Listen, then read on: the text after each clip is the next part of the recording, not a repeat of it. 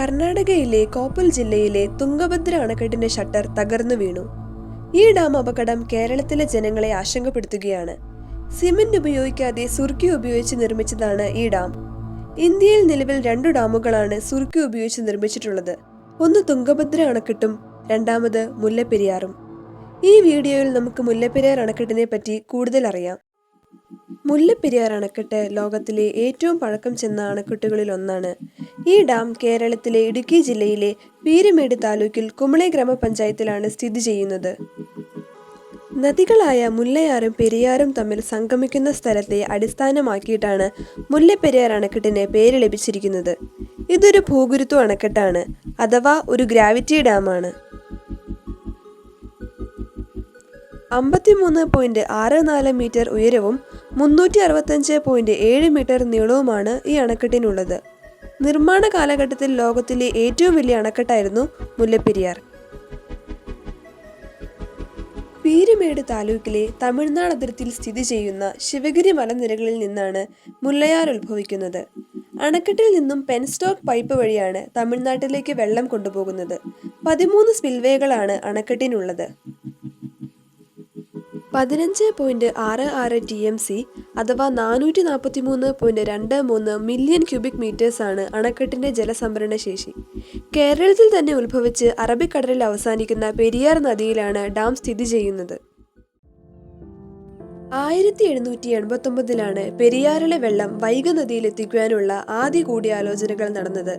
തമിഴ്നാട്ടിലെ രാമനാട് മുത്തുരാമലിംഗ സേതുപതി രാജാവിന്റെ പ്രധാനിയായിരുന്ന മുതുരുളപ്പ പിള്ളയാണ് ഇതിന് മുൻകൈയെടുത്തത്. എന്നാൽ രാജാവ് ബ്രിട്ടീഷുകാർക്കെതിരെ യുദ്ധം പ്രഖ്യാപിച്ചതുകൊണ്ട് പദ്ധതി നടപ്പായില്ല. അതുമല്ല, യുദ്ധം പരാജയപ്പെട്ടതുകൊണ്ട് അദ്ദേഹത്തിനെ സ്ഥാനഭ്രഷ്ടനാക്കുകയും ചെയ്തു. അങ്ങനെ പ്രദേശം മദ്രാസ് പ്രസിഡൻസിയുടെ കീഴിലായി. തമിഴ്നാട്ടിലെ വരൾച്ചയും കേരളത്തിലെ ജലപ്രളയവും ബ്രിട്ടീഷുകാർക്കൊരു തലവേദനയായിരുന്നു. ഇതിനൊരു പരിഹാരമായി ജെയിംസ് കാഡ്വെൽ എന്ന വിദഗ്ധനെ നിയോഗിച്ചു.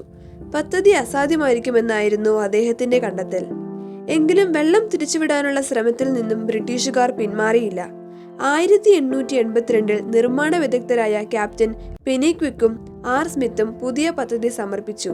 ഇതനുസരിച്ച് 155 അടി ഉയരമുള്ള അണക്കെട്ടിന് പെനിക്വിക് പദ്ധതി തയ്യാറാക്കി. ചുണ്ണാമ്പ്, സുർക്കി, കരിങ്കല്ല് എന്നിവ ഉപയോഗിച്ചുള്ള അണക്കെട്ടിന് 62 ലക്ഷം രൂപയായിരുന്നു അക്കാലത്ത് ചെലവ് പ്രതീക്ഷിച്ചിരുന്നത്. ഈ തുകയുടെ 7% വീതം ഓരോ വർഷവും തിരിച്ചു കിട്ടുമെന്നായിരുന്നു കണ്ടെത്തൽ. തിരുവിതാംകൂർ നാട്ടുരാജ്യത്തിലെ നദിയായതിനാൽ അന്നത്തെ ഭരണാധികാരിയുടെ സമ്മതം ആവശ്യമായിരുന്നു. വിശാഖം തിരുനാൾ രാമവർമ്മയായിരുന്നു അന്നത്തെ തിരുവിതാംകൂർ ഭരണാധികാരി. ആദ്യം കരാറിൽ ഏർപ്പെടാൻ അദ്ദേഹം വിസമ്മതിച്ചെങ്കിലും നയപരമായ ബലപ്രയോഗത്തിലൂടെ രാജാവിനെ കൊണ്ട് 1856 ഉടമ്പടിയിൽ ഒപ്പുവെപ്പിച്ചു. എന്റെ ഹൃദയരക്തം കൊണ്ടാണ് ഞാൻ ഈ കരാറിൽ ഒപ്പുവെക്കുന്നത് എന്നാണ് വിശാഖം തിരുനാൾ രാമവർമ്മ അന്ന് പറഞ്ഞത്. പെരിയാർ പാട്ടക്കരാർ 1886 ഒക്ടോബർ 29 മുല്ലപ്പെരിയാർ അണക്കെട്ട് നിർമ്മിക്കാനുള്ള പെരിയാർ പാട്ടക്കരാർ ഒപ്പുവെക്കപ്പെട്ടത്.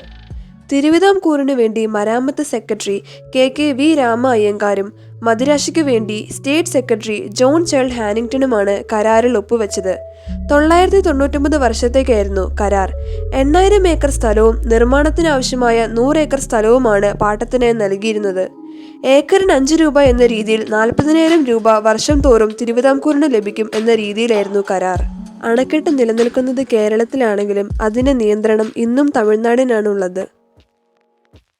അറബിക്കടലിലേക്ക് ഒഴുകിയിരുന്ന കേരളത്തിലെ പെരിയാർ നദിയിലെ വെള്ളം ഒരണക്കെട്ട് നിർമ്മിച്ച് ബംഗാൾ ഉൾക്കടലിലേക്ക് തിരിച്ചുവിടാൻ കഴിഞ്ഞാൽ മദ്രാസിലെ കഠിന വരൾച്ച അനുഭവിച്ചു കൊണ്ടിരിക്കുന്ന പ്രദേശങ്ങളായ മധുര, രാമനാഥപുരം, ദിണ്ടിഗൽ, കമ്പം, തേനി മുതലായ പ്രദേശങ്ങൾക്ക് കാർഷിക ആവശ്യങ്ങൾക്ക് ആവശ്യമായ വെള്ളം ലഭ്യമാകുമെന്നതായിരുന്നു മുല്ലപ്പെരിയാർ അണക്കെട്ടിന്റെ പ്രധാന നിർമ്മാണോദ്ദേശം. തമിഴ്നാട്ടിൽ ജലസേചനത്തിനും വൈദ്യുതി നിർമ്മാണത്തിനുമായി അണക്കെട്ടിലെ വെള്ളം ഇന്ന് ഉപയോഗിച്ചു വരുന്നു. തേക്കടിയിലെ പെരിയാർ വന്യജീവി സങ്കേതം ഈ ജലസംഭരണിക്ക് ചുറ്റുമായി സ്ഥിതി ചെയ്യുന്നു. മുല്ലപ്പെരിയാർ അണക്കെട്ടിന്റെ നിർമ്മാണത്തിന്റെ ഫലമായി സൃഷ്ടിക്കപ്പെട്ട കൃത്രിമ തടാകവും പരിസരവും പെരിയാർ ടൈഗർ റിസർവിൽ ഉൾക്കൊള്ളുന്നു. രാജ്യത്തെ ഭൂചലന നിർണയ മാനദണ്ഡപ്രകാരം മുല്ലപ്പെരിയാർ ഡാം സ്ഥിതി ചെയ്യുന്ന പ്രദേശം സോൺ 3-ലാണ് ഉൾപ്പെടുന്നത്. റിക്ടർ സ്കെയിലിൽ 6.5 വരെ തീവ്രതയുള്ള ഭൂകമ്പങ്ങൾ ഉണ്ടായേക്കാവുന്ന മേഖലയാണ് സോൺ 3. സഹായക അണക്കെട്ടായ ബേബി ഡാമും ഭീതിജനകമാണെന്നാണ് കേരളത്തിന്റെ വാദം. 2014 മെയ് 7-ന് സുപ്രീം കോടതിയുടെ വിധി തമിഴ്നാടിന് അനുകൂലമായി വന്നു. ഇത് പ്രകാരം 136 അടിയിൽ നിന്നും 142 അടിയിലേക്ക് ജലനിരപ്പ് ഉയർത്താമെന്നും അണക്കെട്ടിന്റെ നിരീക്ഷണത്തിന് വേണ്ടി ഒരു 3-അംഗ സമിതിയെ നിയോഗിക്കാമെന്നും അന്നത്തെ വിധിയിൽ പറഞ്ഞു. 1886-ലെ കരാർ ഇന്ത്യ സ്വാതന്ത്ര്യമായതോടുകൂടി അസാധുവായി. അന്നു മുതൽക്കേ തന്നെ കരാർ പുതുക്കാൻ വേണ്ടി തമിഴ്നാട് ശ്രമം തുടങ്ങിയിരുന്നു. 1958 നവംബർ 9-ന് അന്നത്തെ തമിഴ്നാട് മുഖ്യമന്ത്രി കേരളത്തിലെ ആദ്യ മുഖ്യമന്ത്രിയായ EMS നമ്പൂതിരിപ്പാടുമായി ചർച്ച നടത്തി. EMS മന്ത്രിസഭ അധികാരത്തിലെത്തുന്ന സമയത്തു തന്നെ ഈ അണക്കെട്ടിന് അതിന്റെ കാലാവധിയായ 50 വർഷം പൂർത്തിയായിരുന്നു. 1970 മെയ് 29-ന് അന്നത്തെ കേരള മുഖ്യമന്ത്രിയായിരുന്ന ശ്രീ C. അച്യുതമേനോനുമായി തമിഴ്നാട് നടത്തിയ ചർച്ചയുടെ പശ്ചാത്തലത്തിൽ 1886-ലെ പാട്ടക്കരാർ പുതുക്കാൻ തീരുമാനമായി.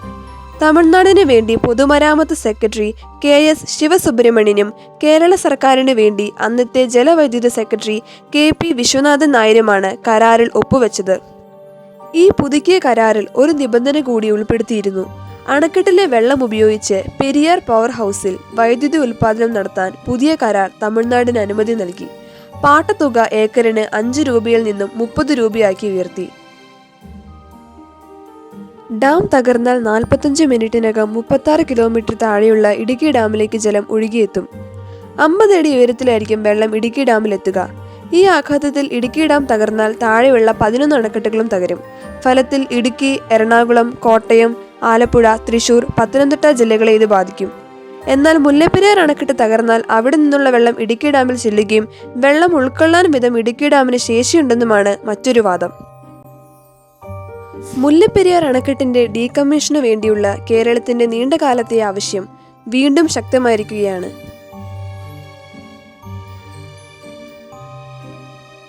ദൈവത്തിന്റെ സ്വന്തം നാടായ കേരളം നാളെ ഒരു തകർച്ചയുടെ ഓർമ്മയെ മാറാതിരിക്കട്ടെ.